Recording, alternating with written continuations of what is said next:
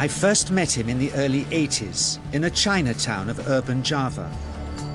He didn't want his real name or address revealed, so we called him DJ for Dynamo Jack. He was only a healer, he said, but he did direct a powerful energy generated from his own body into his patients. Sometimes he used the needles, sometimes just his hands. He called the energy Qi, and it was so strong that he usually needed a grounder to hold his patient's feet. For years we followed him around Java on his healing rounds, pleading to be allowed to film him, but he always refused, saying his powers resulted from a type of meditation with an ancient tradition of secrecy. It was only when my brother Lorne was suffering from a serious eye infection that he finally allowed us to film him in 1987. It was nothing like any acupuncture I'd ever had. I was getting really powerful electric shocks and couldn't control my movements at all. Yin yang, positive and negative, you know. And my positive from here and my negative from here. And we meet together, this can get like electricity. And is this because you're special? You have a special sort of body? Meditation every day. It's meditation that does it? Meditation every day. Like you can touch me, like this. It's nothing, okay? It's my burn. It's just like this.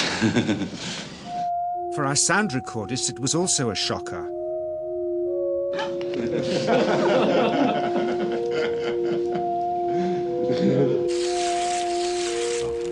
He then took our newspaper outside and showed us how Qi can also be used to set things on fire.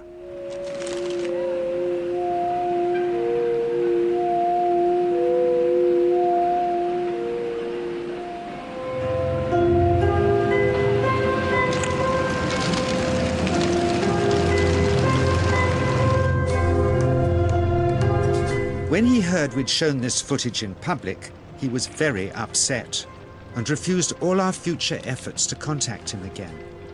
As the years passed, we sadly resigned ourselves to never seeing him again.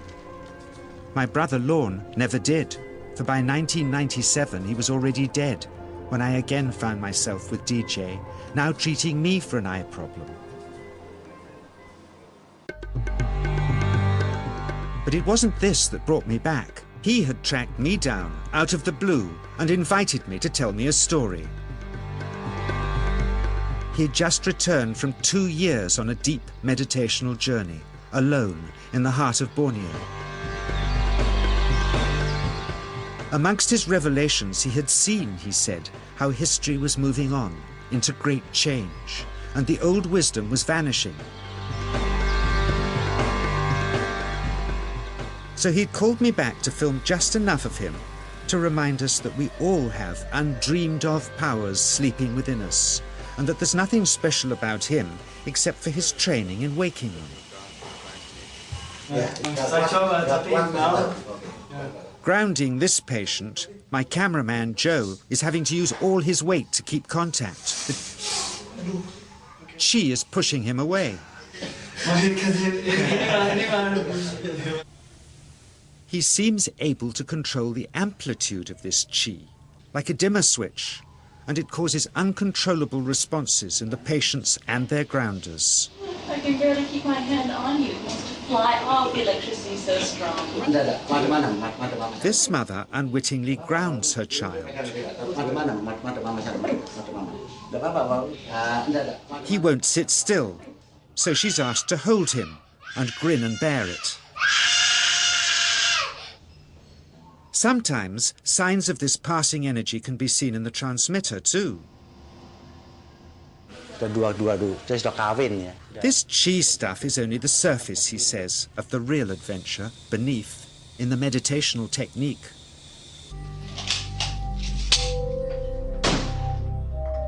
Projecting Qi from the palm of the hand can also be used to resist rifle pellets, he says.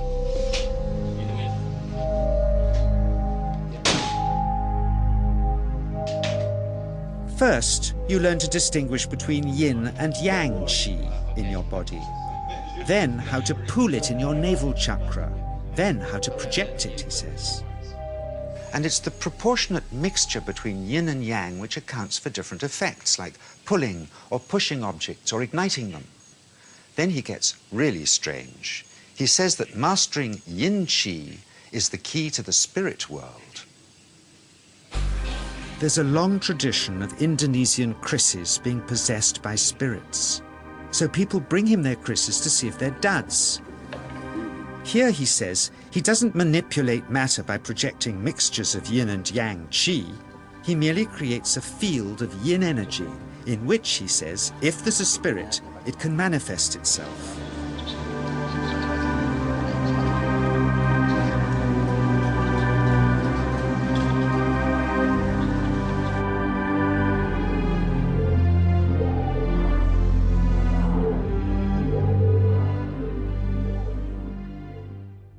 So I invited a small group of scientists back from the United States with measuring equipment to test if DJ was for real. And if so, where might this energy belong on the electromagnetic spectrum? Catherine Cook, CEO of the Mind Science Foundation in Texas. Dr. Roger Nilsson, a Swedish medic and international racing sailor. Dr. Greg Simpson, a physicist from New York's Albert Einstein University, and Andreas Polak, one of DJ's Australian students.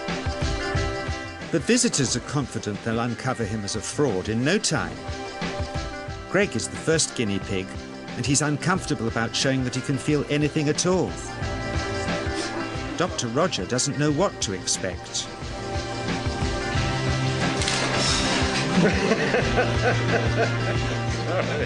Out comes the metal detector, like the things they use in airports, to see if he has any concealed metal in his body. Then the voltmeter, to try and measure the qi. But how to get it to work? Where's the ground? What settings? DJ suggests that as his negative is his perineum, and his positive is his navel chakra, perhaps that's where the electrode should be attached.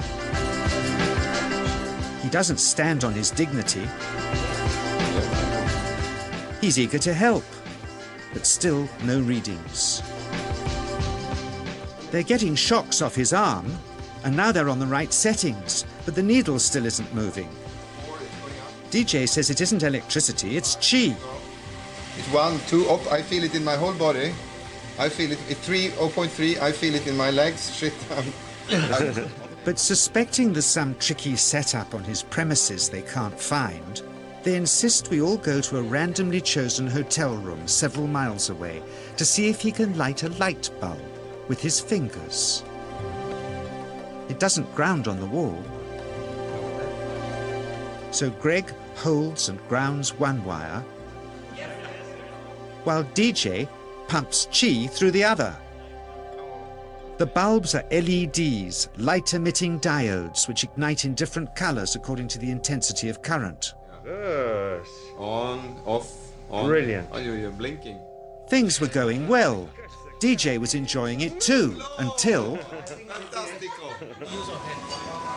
he invited us all out to lunch at his local, where he tried to push a chopstick through the table. He couldn't get it through the formica surface, so he came up through an inch of wood from underneath.